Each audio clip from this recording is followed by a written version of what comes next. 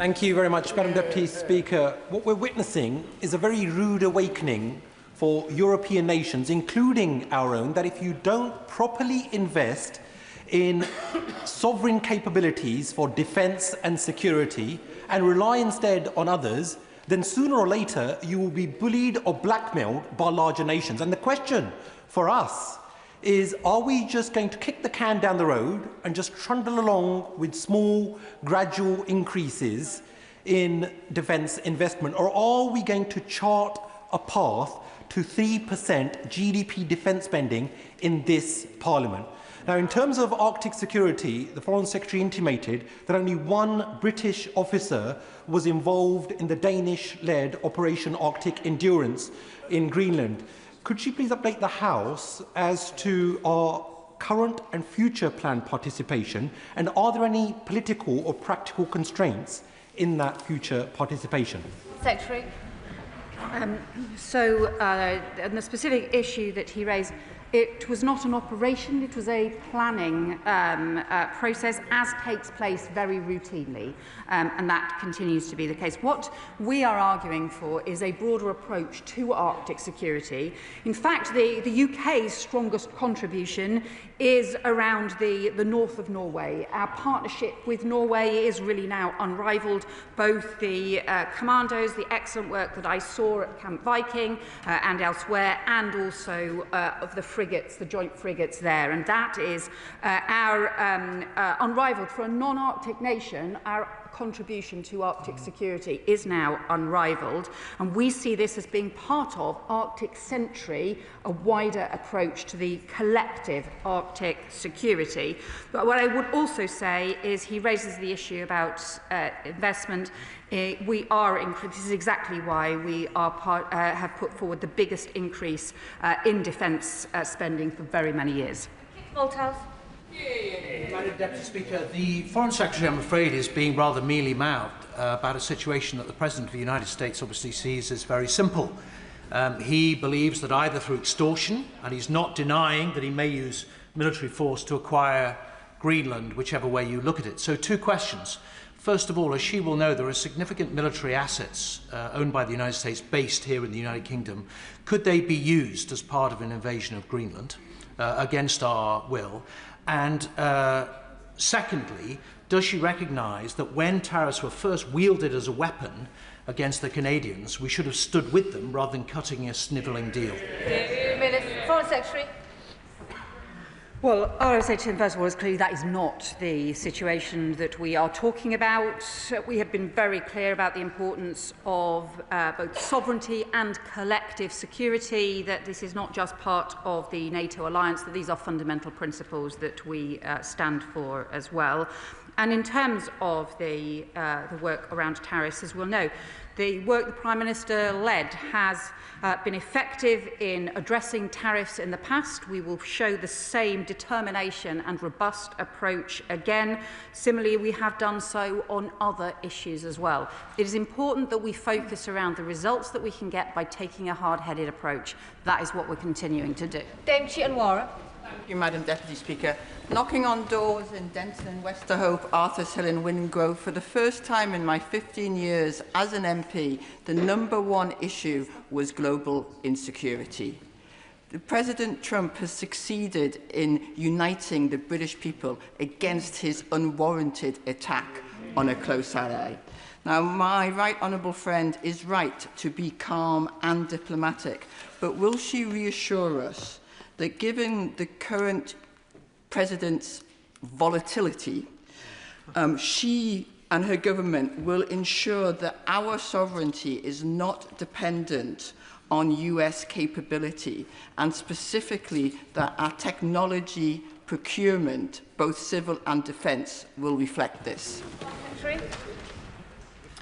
Well, my honourable friend is right to talk about the very strong feeling on this right across the UK, the very strong feeling for the sense of protecting sovereignty for the people of Greenland, for the people of Denmark more widely, and also the real deep sense that to have tariffs proposed in this way is just deeply wrong.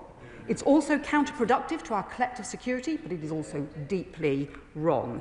She also raises the issues about sort of UK resilience as well. She will know on things like the Five Eyes partnership, there is very deep, long-standing cooperation and shared technology, but there are also areas where we agree that Europe needs to do more for its own defence and its own investment as well, and that's what we're doing.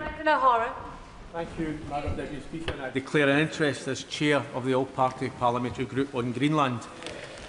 President Trump's threat to annex Greenland, either the easy way or the hard way, is pushing Europe to the verge of one of the biggest political crises and security crises we've faced in decades.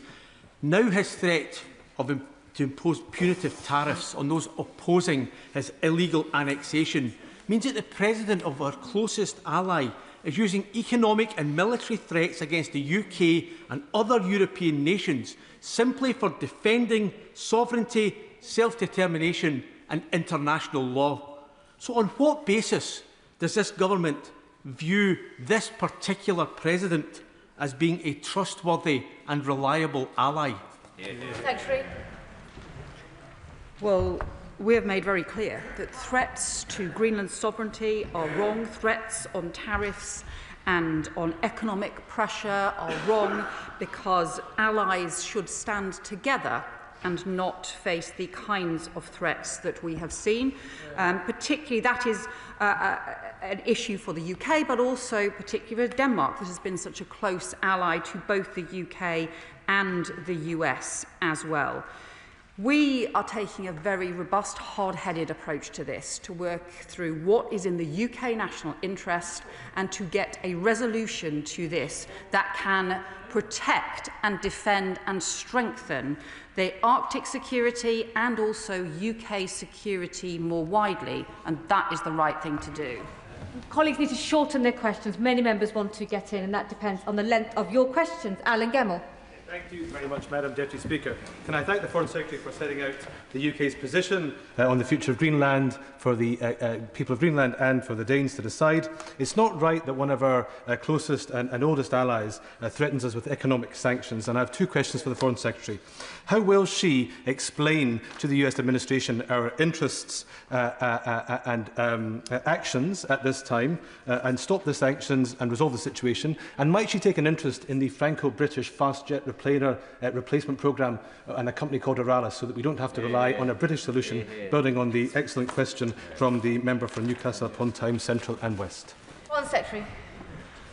Well, I can say we have been very clear to the US and more widely about the importance of countries working together to strengthen security. That is exactly what Denmark has been seeking to do, to strengthen security of Greenland as part of strengthening Arctic security against the Russian threat.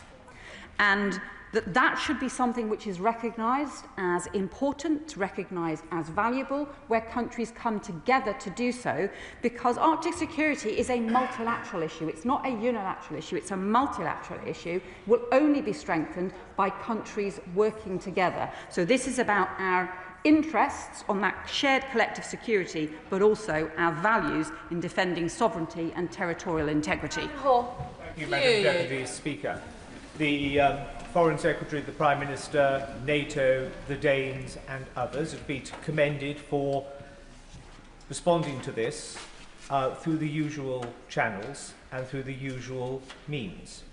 And that would be fine if we had an occupant of the White House who understood all of that and who respected all of that. But he laughs now, not just behind his hand, but blatantly in our faces as a result of that. So whilst all of that continues, we need to try and work out what makes this man tick. He is thin-skinned, he has an ego, and he doesn't like to be embarrassed. Should the state visit go ahead this year? Should football teams play in American stadia for the World Cup? These are things which would embarrass the President at home. We now need to fight fire with fire. Secretary.